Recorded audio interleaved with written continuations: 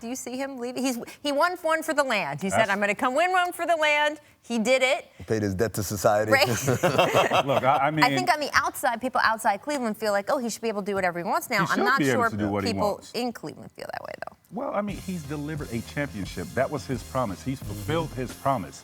However, if he decides to leave, where can he go to where he will be in a better situation than he is now? And I think that's the problem. There's nowhere he can go and be unless he takes a significant pay cut to join a team like the Boston Celtics or go to San Antonio if he could. But there's nowhere he can go to be in a better situation that he's already in. Yeah, I don't see him leaving either. You know, I really don't. But I think he's in the best situation that he can possibly be. He's got a budding superstar in Kyrie Irving already there. It's a matter of getting another superstar-type player to join him in Cleveland. I don't know who that is, you know, right now. But, you know, we've also seen him change his mind, too.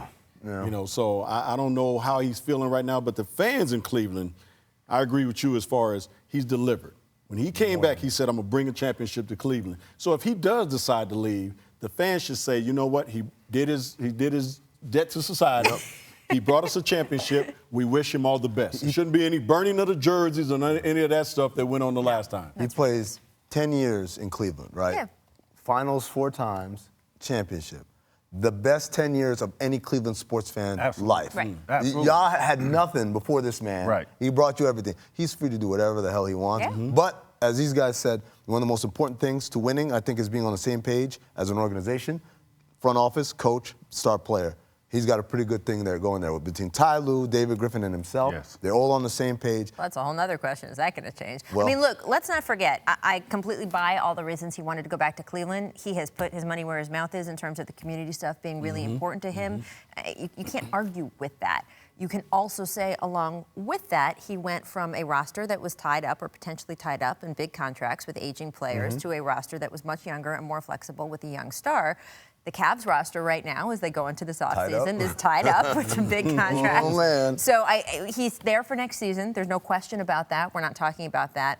But if they go through this again and lose to the Warriors again, I will be curious as he assesses that and feels like, okay, is this the place that we can get it done, or do I need to go somewhere else? I'm kicking myself if I'm David Griffin or if I'm LeBron James, because you gave Tristan Thompson $80 million.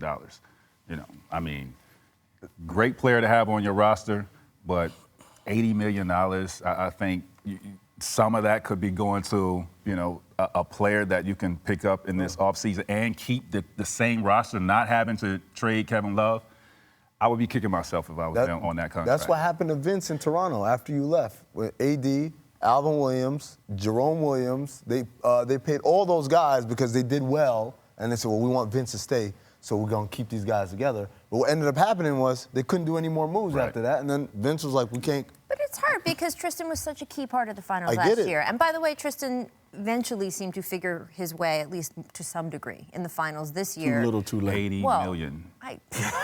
But who's his agent? Clutch manager. Who's LeBron's agent? Clutch manager. Okay, so like you said, LeBron or Griff or whoever is probably kicking himself, but it was their own doing. You know, and now granted, and you and me especially, and he knows this as well, when players get paid like that, more power to them. Oh, absolutely. You know what I mean? Absolutely. More power to them. So if that's what the organization think he's worth, you can't look back 2 years later and say, man, we shouldn't have gave him that. Right. It's too late. It's already a done deal. I feel like Tristan is valuable to them in a lot of absolutely. ways. I'm a little, Absolutely. I want to slow the roll off.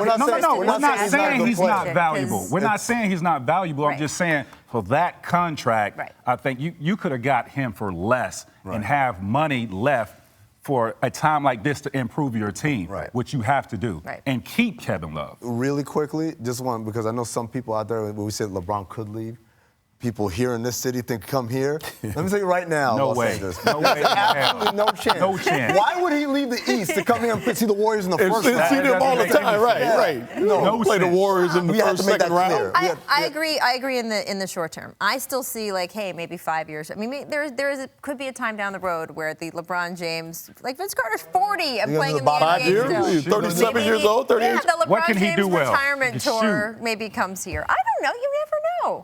Never know. I have learned to say never with the league in general and certainly with LeBron James.